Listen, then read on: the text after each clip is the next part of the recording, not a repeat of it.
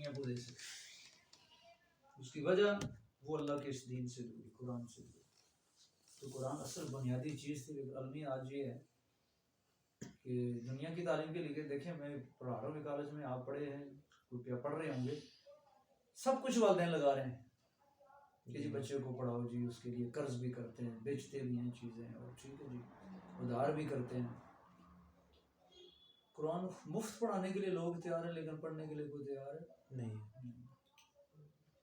یعنی قرآن کی قدر ہمارے نزدیک اس دنیا کی تعلیم کے اشر اشیر بھی نہیں ہے, اس کی اہمیت ہی کوئی. ٹھیک ہے, تو چلیں آج تو ہم شروع کرتے ہیں سورہ فاتحہ سے. پہلی سورہ ہے. ویسے قرآن کا یہ انداز ہے کہ شروع کی صورتیں آسان ہیں اور پھر آگے آگے اوپر چلتی جاتی ہیں. اس کا سٹائل, اس کا انداز مشکل ہوتا چلا جاتا ہے. ٹھیک ہے, تو تعلیم کا بھی اصول کیا ہے, ایزی ٹو ڈیفیکلٹ. پہلے آسان چیز دو بچے کو. ہم بچے کو پہلے کیا سکھاتے ہیں, الف ب, اے بی سی, پھر 2 لفظ جوڑتے ہیں, پھر 4 جوڑتے ہیں, پھر اس طریقے سے چھوٹے چھوٹے جملے بولتے ہیں, پھر آگے چلتے ہیں. تو آسان باتیں, قرآن بھی اسی طرح کیا کرتا ہے, شروع میں آسان باتیں, واقعات سادہ زبان میں جو عام بندہ سمجھ سکتا ہے. آگے چل کے پھر جو قرآن آگے بڑھتا ہے تو پھر وہ ادب کا شاہکار ہے قرآن. اور جتنا ادب, حالانکہ شاعری نہیں ہے, اس کے باوجود اتنا ادبی ہے کہ دنیا کا کوئی شاعر اس کا مقابلہ نہیں کر سکتا. بات زیادہ ہو جائے گی, تو پہلے ہم پڑھیں گے اور کوشش کریں گے کہ درست پڑھنے کی کوشش کریں, کیونکہ پہلی صورت ہے اور یہ ہم نماز میں کہ ہر رکعت میں پڑھتے ہیں, اور ہمارے اچھے خاصے لوگ اس کو غلط پڑھتے ہیں. تو ٹھیک کرنے کی کوشش کریں. اس میں ذرا یہ ایک الگ سے علم ہے, قرآن کو ٹھیک پڑھنا ایک الگ سے علم ہے جس کو تجوید کہتے ہیں. آپ صاحب سمجھتے ہیں کہ قرآن کا حرف کیسے پڑھا جائے, لفظ کیسے پڑھا جائے, جوڑا کیسے جائے, تو حروف کی مختلف آوازیں مختلف جگہوں سے نکلتی ہیں منہ سے, ان کا ٹھیک طرح سے ادا کیسے کیا جائے. تو اس کے لیے خیر پریکٹس کی ضرورت ہے. پھر اگلا سٹیپ ہے اس کا ترجمہ, کہ ہم کسی آیت کو پڑھیں اور اس کا ترجمہ جاننے کہ یہ کیا بات ہو رہی ہے. اس سے اگلا سٹیپ ہے تشریح, کہ اس کی وضاحت کریں, جی یہ اصل میں کیا کہا گیا اور کیوں کہا گیا, اور یہ کیوں کہا گیا اور یہ کیوں نہیں کہا گیا, اور یہ باتیں کیوں بیان ہوئی. یہ مختلف سٹیپس ہیں قرآن کو پڑھنے کے اور سمجھنے کے. تو میں نے کیا عرض کیا جی, پہلی چیز کیا, قرآن کو سیدھا پڑھنا. اس کے لیے چاہیے اصول تجوید کے, اس کو کہتے ہیں تجوید. دوسرا اس کا ترجمہ, صرف سادہ, جیسے آپ انگریزی میں ترجمہ کرتے ہیں کسی پیراگراف کا کہ ٹرانسلیٹ انٹو اردو. تیسرا ہے اس کی تشریح. ٹھیک ہے, تشریح میں پھر لوگ بہت زیادہ دور دور کی چیزیں بھی لاتے ہیں, اس میں یہ بات, اس میں وہ بات, اس میں یہ بات.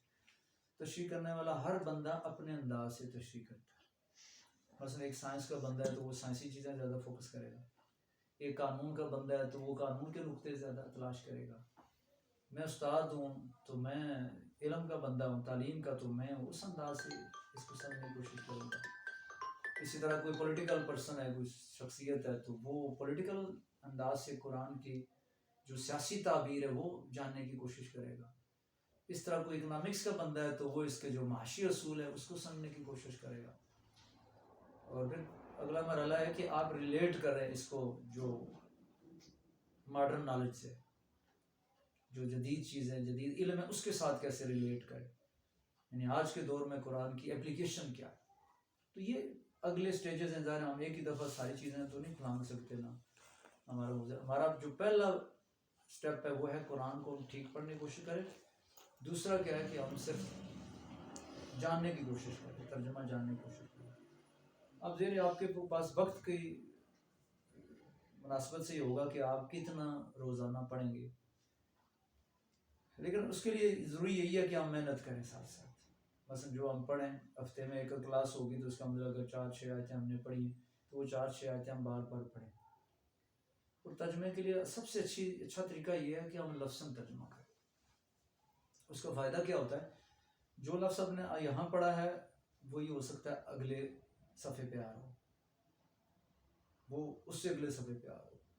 یہاں آپ نے 4 حرف پڑھے, وہ 4 اگلے صفحے پہ آ رہے ہیں, 8 ہو گئے وہ اگلے صفحے پہ آ رہے ہیں. تو قرآن کے الفاظ رپیٹ ہوتے ہیں.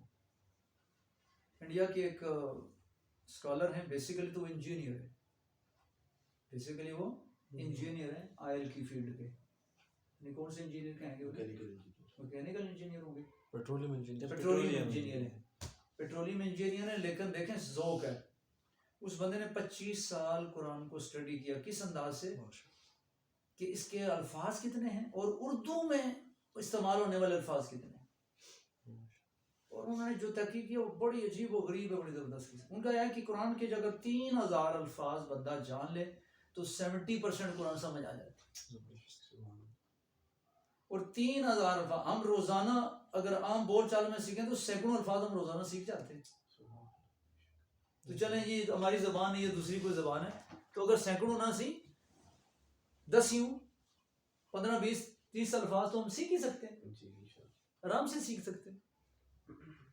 تو اس کا مطلب ہے اگر 3000 الفاظ ہمیں آ جائیں قرآن کے اندر کے.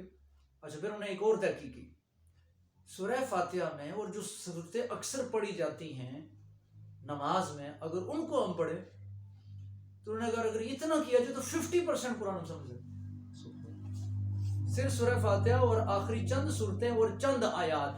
اچھا, انہوں نے باقاعدہ کیلکولیشن کی ہے کہ یہ لفظ جو ہے قرآن پاک میں کتنی دفعہ ہے, اور یہ لفظ کتنی دفعہ ہے, اور یہ لفظ کتنی دفعہ ہے. اس طرح ان کا اندازن ہے کہ تقریباً 50% قرآن پاک آپ سمجھ سکتے ہیں اگر چند صورتیں. وہ بھی کوشش کرتے ہیں کہ اگر اللہ کرے کہ ہم مینج کر سکیں. ایسا بڑا پروگرام ذرا اس طرح کرنا ہے تو بندے بھی چار بیٹھے ہو نا, اگر 15-20 لوگ ہم اکٹھے کر سکیں تو ہم وہ باقاعدہ پروجیکٹر پہ پروگرام کر سکتے ہیں پورا. تو آپ کو دکھا سکتے ہیں کہ دیکھیں یہ لفظ ہے, یہ قرآن میں 3 دفعہ ہے, یہ لفظ ہے, یہ قرآن میں 3 دفعہ ہے. یہ سورہ فاتحہ اس کا ہم نے یہ سیکھا, تو قرآن میں یہ لفظ, یہ سورہ فاتحہ کا یہ لفظ قرآن میں اتنی بار ہے, اتنی دفعہ ریپیٹ ہوگا. پھر ہم سورہ اخلاص میں چلے جائیں گے تو سورہ اخلاص کی یہ الفاظ اتنی دفعہ ریپیٹ ہوں گے.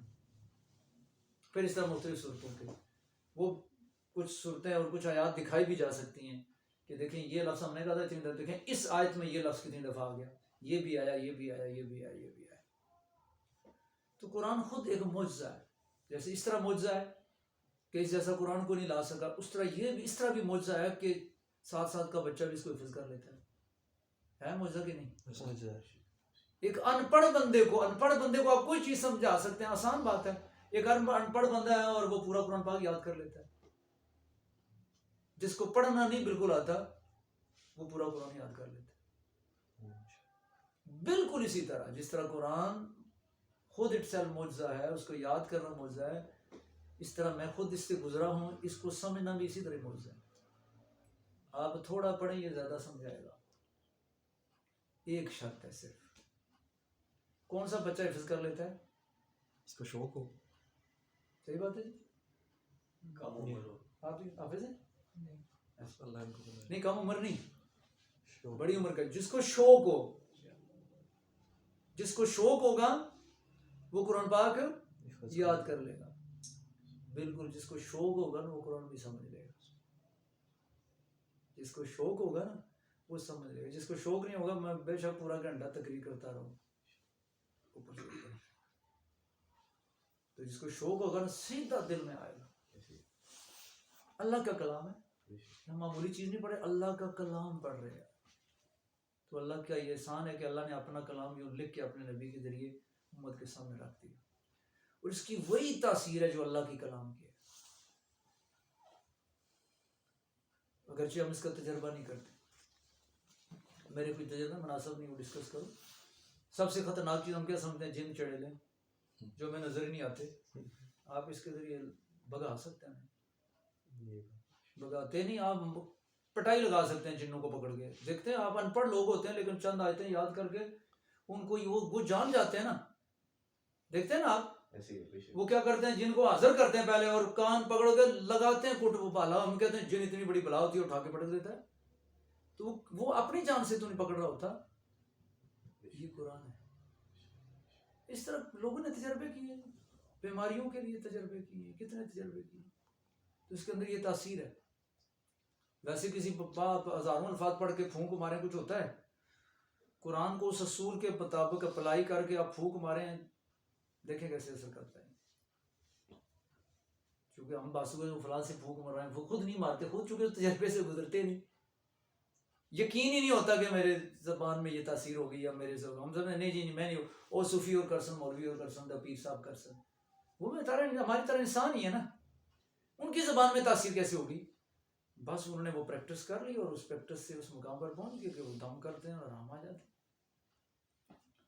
میں خود ویسے افضل بتا رہا ہوں، میں خود سر کا دم کرتا ہوں خود، چونکہ اس کیفیت سے میں گزرا، میں نے وہ دم سیکھا، آرام آ جاتے ہیں۔ جنوں چڑیلوں کا دم کر لیتا ہوں، یہ میں پہلی دفعہ بتا رہا ہوں ان کو آپ کے سامنے، چونکہ ہمارا وہ اس طرح کا مزاج نہیں ہے۔ تو یہ چیزیں اس طرح ہیں کہ اس کو ہم ٹھیک طرح سے اگر پڑھیں گے تو انشاءاللہ سمجھ آئے گی۔ چلیں بات زیادہ ہوگی، تھوڑا پڑھتے ہیں انشاءاللہ۔ پہلے میرے ساتھ آپ پڑھیں گے، بسم اللہ سے ہم شروع کرتے ہیں۔ بسم اللہ الرحمن الرحیم، بسم اللہ الرحمن الرحیم۔ اب میں ملا کے پڑھوں گا، بسم اللہ الرحمن الرحیم۔ اچھا، قرآن کو کبھی جلدی نہ پڑھیں، بسم اللہ الرحمن الرحیم نہیں کریں، یہ بڑا ظلم کرتے ہیں۔ یعنی پہلا یہ سٹیپ بھی غلط ہے جو صاحب تھے، اب پتہ ہے ایک سانس میں تراویح پڑھیں گے نبی، ادھر بہت ظلم ہوتا ہے، یقین جانے الٹا گناہ ہے۔ قرآن ہی کہتا ہے کہ خوب ٹھہر ٹھہر کو پڑھو، اور ہم خوب سپیڈ لگا کے پڑھتے ہیں، اور اس مسجد میں نمازی زیادہ ہوتے ہیں جس مولوی کی سپیڈ زیادہ ہے، صحیح F16 نہیں طرح ہے، جڑا مٹھا مٹھا پڑھا ہے وہ یہ جان ہی نہیں چھوڑنا، مٹھا مٹھا پڑھانا۔ تو دیکھیں ہم کیا کرتے ہیں قرآن کے ساتھ، ہر بات ہم آرام آرام سے کرتے ہیں، قرآن پڑھنے لگتے ہیں تو سپیڈ لگا دیتے ہیں، الائنس پر تو آہستہ پڑھنا تھا۔ میں ٹیچر ہوں تو ہم سے وہ کیا کرتے ہیں، کلاس میں درس ہوتا ہے ہمارا 20 منٹ کا، اور بیٹے تلاوت کرو، وہ ایک سانس میں ساری جناب سورہ اخلاص پڑھ کے بچہ ہو جا رہا ہوتا ہے۔ تو اسی طرح نماز بھی ہم ایک سانس میں سورہ فاتحہ اکثر لوگ پڑھتے ہیں، تو نہیں 7 آیتیں تو 7 دفعہ تو سانس لیں نا جی، اتنی تو مہربانی کریں، نہ لمبا کر کے پڑھیں، ورنہ اصولاً ویسے ہی پڑھنا ہے جیسے ہم عربوں کو سنتے ہیں نا، لمبا کر کے پڑھتے ہیں، تو اسی طرح ہی اس کو پڑھنا ہے۔ یہ قرآن کا ادب ہے، لیکن ہمارے ساتھ کوئی بات اس طریقے سے کرے جلدی جلدی تو ہم کہے بھائی تمیز سے بات کرو، ہم اللہ سے اللہ کی کلام کر رہے ہیں اللہ سے، اور باتیں کیسے کر رہے ہیں، بول کیسے رہے ہیں۔ الحمد، یہ ہا ٹھیک کر کے بولیں، ہا، الحمد الحمد، ایسے جھجکنا نہیں، شرمانا نہیں، ٹھیک ہے جی۔ لوگ ناچتے گاتے نہیں شرماتے، اور ہم قرآن پڑھتے ہوئے شرماتے ہیں۔ دیکھتے ہیں نا وہ ویڈیو ایک مشہور ہے پڑی ہوئی ہے، خاتون ناچ رہی ہے جی، وہ سنا ہے، اور وہ سنا بڑی کوئی ویڈیو مشہور ہوئی ہے، تو اندازہ کریں مسلمان بیٹیاں یہاں تک پہنچ گئی ہیں کہ انہیں اس چیز میں کوئی شرم نہیں ہے، اور ہم قرآن پڑھتے ہوئے شرماتے ہیں۔ الحمد للہ رب العالمین، یہ جو لام ہے اس کو رب اس طرح نہیں پڑھنا، رب العالمین، زبان لڑکھڑانی نہیں چاہیے، رب یوں نہیں کرنا، رب العالمین۔ کچھ حروف ہیں ذرا پڑھنے میں ذرا مشکل آتی ہے، لیکن تھوڑا تھوڑا پڑھیں گے تو انشاءاللہ ٹھیک ہوگا۔ الرحمن الرحیم، مالک، وہی اردو کا لفظ ہے مالک، دیکھیں اردو کا لفظ آ گیا نا مالک۔ حمد کا لفظ بھی اردو میں ہم بولتے ہیں، تعریف، رحمان رحیم اللہ کی صفتیں ہم پڑھتے ہیں، اردو میں کہتے ہیں اللہ بڑا رحمان ہے، اللہ بڑا رحیم ہے۔ یوم الدین، یوم ہم پڑھتے ہیں اردو میں، یوم الجمعہ ہے جی، ٹھیک ہے اس طریقے سے پڑھتے ہیں۔ یوم ولادت ہے جی، فلاں کی پیدائش ہے، نبی صلی اللہ علیہ وسلم کی عید میلاد پہ ہم یوم ولادت بھی کہتے ہیں۔ الحمد کا مطلب ہے جی سب تعریف، الحمد کا مطلب ہے سب تعریف، للہ اللہ کے لیے، تو دونوں کو جوڑ کے پڑھیں، الحمدللہ سب تعریف اللہ کے لیے، اللہ کے لیے۔ اچھا اس میں تمام والا لفظ تو نہیں، تو تمام کا ترجمہ کیوں کیا؟ وہ شروع میں بیان اس انداز سے ہوا ہے کہ اس کا مفہوم یہی بنتا کہ اصل میں کہ تعریف نام کی جو چیز ہے نا وہ ساری اللہ کے لیے، اس لیے ترجمہ اس کا کرتے ہیں ساری تعریفیں اللہ کی، ورنہ سارا کا لفظ نہیں لکھا ہو، لیکن اب لفظ ہے نا تعریف، خاص تعریف کس کے لیے؟ اللہ کے لیے، مطلب ہے جو ہے تعریف ہے وہ اصل میں اللہ کے لیے۔ تو الحمدللہ کا ترجمہ کیا ہو گیا جی؟ سب تعریف اللہ کے لیے. پھر اللہ اپنا تعارف کراتے ہیں. رب وہ رب ہے. العالمین اردو میں بھی استعمال ہوتا ہے. عالم جہان دنیا اور عالمین سارے جہان. اچھا رب کا ترجمہ میں رب کرتا ہوں. وجہ پتہ ہے کیوں؟ اگر میں ایک ترجمہ کروں گا تو ایک مفہوم ادا ہوگا. میں کرتا ہوں مثلا پروردگار تو ایک مفہوم ادا ہے نا، لیکن اس کا ایک مطلب نہیں ہے، اس کے 4-5 مطلب ہیں.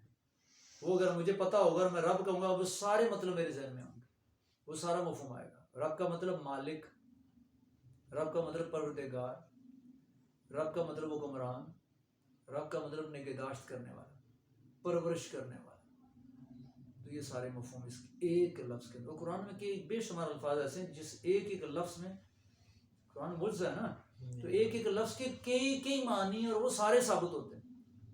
جیسے اللہ الصمد، تو اس سمد کے جو ہے نا صرف مولانا مودودی علیہ الرحمٰن کو 12 مطلب لکھے گا